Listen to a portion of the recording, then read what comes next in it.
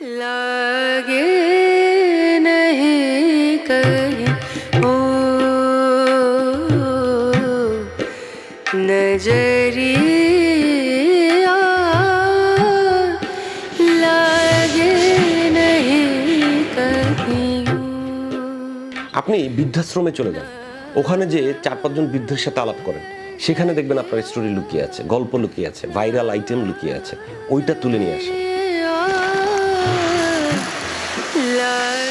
Official ভাষায় TV চ্যানেলে এগুলোকে সাইড স্টোরি বা সফট স্টোরি বলে। তো এই সাইড স্টোরি এবং সফট স্টোরি কি কি থাকতে পারে সেগুলো আমরা একটু মাথায় নিয়ে যাব। সাংবাদিকতা বিষয়টা এমন না যে আমি এক জায়গায় গেলাম, তথ্য দিলাম, পাশ শেষে বেতন পেলাম, বা আমি ইউটিউব থেকে কিছু টাকা পেলাম, খুশি হয়ে গেলাম। বিষয়টা এরকম না। সাংবাদিকতা হচ্ছে আপনার মাধ্যমে মানুষ উপকৃত হবেন, তখনই আপনি একজন ভালো সাংবাদিক হতে পারবেন। लागे नहीं कहीं আমরা যারা কন্টেন্ট তৈরি করি, আমাদের মূল চাহিদাই থাকে হচ্ছে আমাদের কন্টেন্টে প্রচুর ভিউ হবে এবং আমাদের কন্টেন্ট মানুষ খুব দেখবেন, ভালোবাসবেন, শেয়ার করবেন, লাইক করবেন, কমেন্ট করবেন, ওটা আলোচনায় চলে আসবে। এখন এটা হচ্ছে একটা আইডিওলজির বিষয় যে আমরা কেন আলোচনায় আসব, এবং তার আগে আমাকে বুঝতে হবে যে একজন মানুষ মানে একজন দর্শক কেন আমার ভিডিওটায় লাইক করবেন, আমার ভিডিওটা কেন সে শেয়ার করবেন, এইটা আগে আমাকে বুঝতে হবে। তার সবার আগের কারণ হচ্ছে যে একজন দর্শক কেন লাইক করবেন সেটা যদি আমি রিড করতে না পারি, আমি যদি সেটা ভাবতে না পারি, তাহলে কখনোই আমার ভিডিও কন্টেন্ট ডেভেলপ করবে না।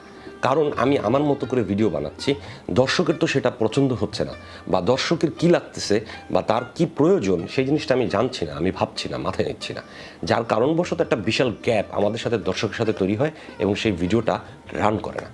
সো আমাদের ভাবতে হবে মূলত আমাদের স্টোরিটা কেন দর্শক দেখবে, এই প্রশ্নের উত্তর নিয়েই আজকে আমরা আলোচনা করব। এখন আরেকটা বিষয়, সেটা হচ্ছে মোবাইল জার্নালিজম। মোবাইল জার্নালিজম সাংবাদিকতার একটা পার্ট। কীরকম পার্ট? সাংবাদিকতার বাইরের কোনো কিছু কিন্তু না, এটা সাংবাদিকতার সব রীতিনীতি মেনেই করতে হয়। এখানে আমরা ভিন্ন কিছু করতে পারবো না, বা এটা নতুন কোনো টেকনোলজি না, এটা নতুন কোনো কিছুই না, এটা নতুন একটা ডিভাইস, মোবাইল ফোন। এটা আমাদের কাছে আসছে কিছুদিন আগে, এটা আমরা এখন বিভিন্নভাবে ব্যবহার করতেছি। ওভেন নাই শুধু মোবাইল ফোনে, বাকি সবই আছে। সো এই মোবাইল ফোনটা দিয়ে আমরা সাংবাদিকতা করি। সাংবাদিকতা কি? সেটা হচ্ছে মানুষের তথ্য তুলে ধরা, আর কিছু না। এটাতে যদি আপনি ব্যাখ্যা করেন তাহলে আসলে ভুল হবে। এটা শুধুই হচ্ছে মানুষের তথ্য তুলে ধরা। আচ্ছা, এখন আমরা এই যে মোবাইল সাংবাদিকতা করি, আমরা মোবাইল নিয়ে বিভিন্ন জায়গায় দৌড়াচ্ছি, আমরা ক্যামেরা নিয়ে দৌড়াচ্ছি, তা আমরা এখান থেকে কি নিয়ে আসতেছি? আমরা এখান থেকে স্টোরি নিয়ে আসছি, গল্প নিয়ে আসছি। কখনো সেটা পদ্মা সেতুর উপরে, কখনো সেটা এফডিসির ইলেকশনের উপরে, কখনো সেটা পরিমণির উপরে। এখন আমাদের এই পরিমণি, এফডিসির স্টোরি, বিভিন্ন জায়গায় যে বিভিন্ন বিষয়গুলো নিয়ে আমরা করছি, তার ভেতরেও কিছু বিষয় থাকে, সেই বিষয়গুলোই মানুষ বেশি খায় বা নেয় বা দেখে, শেয়ার করে। কীভাবে এগুলো খুঁজে বের করবেন?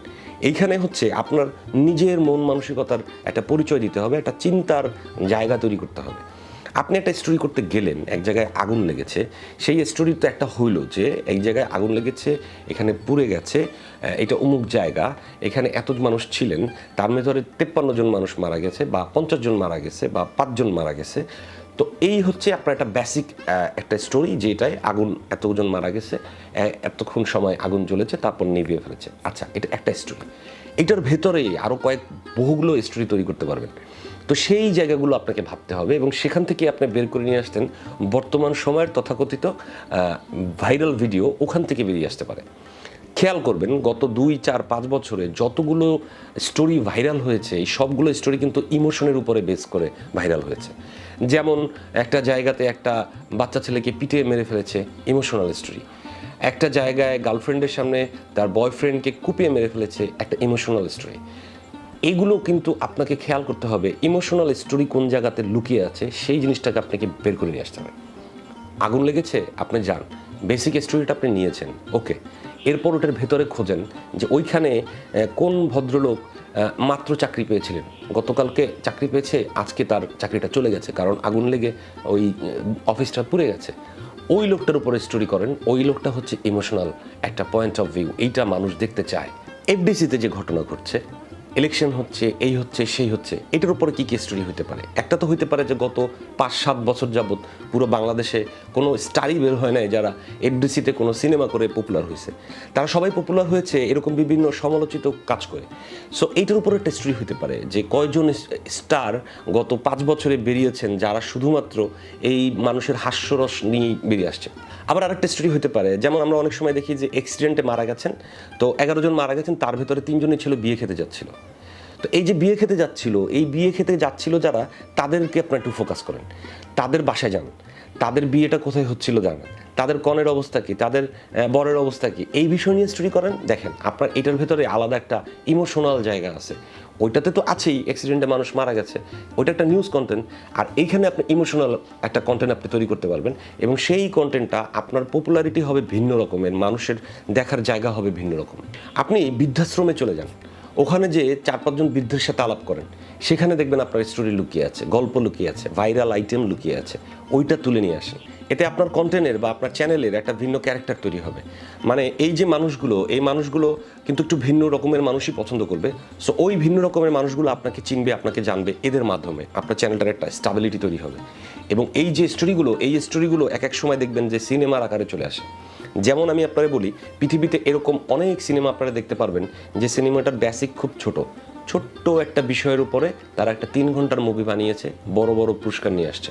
কারণ তারা ওই যে ছোট জায়গাগুলোকে খুঁজে বের করছে, ছোট স্টোরিগুলোকে খুঁজে বের করছে, এবং এইটা সাধারণ মানুষগুলো খুব ভালোভাবে নিয়েছে, পছন্দ করেছে। তো আপনাদের আরেকটা জিনিস আমি একটা টিপস হিসাবে দিতে পারি, সেটা হচ্ছে আপনারা যখনই কোথাও যাবেন, সেখানে যাওয়ার আগে, মানে শ্যুট করতে যাবেন, সেখানে যাবার আগে অবশ্যই ভাববেন যে আমি যে জায়গাটায় যাচ্ছি, এই জায়গাটাতে আর কি ধরনের সাইড স্টোরি থাকতে পারে বা সফট স্টোরি থাকতে পারে।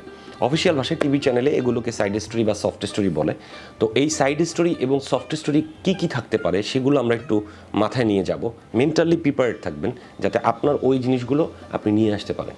ওগুলোর ভ্যালু আলাদা, ওগুলোর মূল্য আলাদা, ওতে আপনার অনেকগুলো বেনিফিট। এক তো আপনার নিজের একটা বড় পরিচয় তৈরি হবে যে আপনি মানবতার স্বার্থে কাজ করেন, আপনি নিজে আলাদা একটা সত্তা আছে আপনার, অন্য সবাই যেমন নিউজ করতেছে ওইটা মতো আপনার না।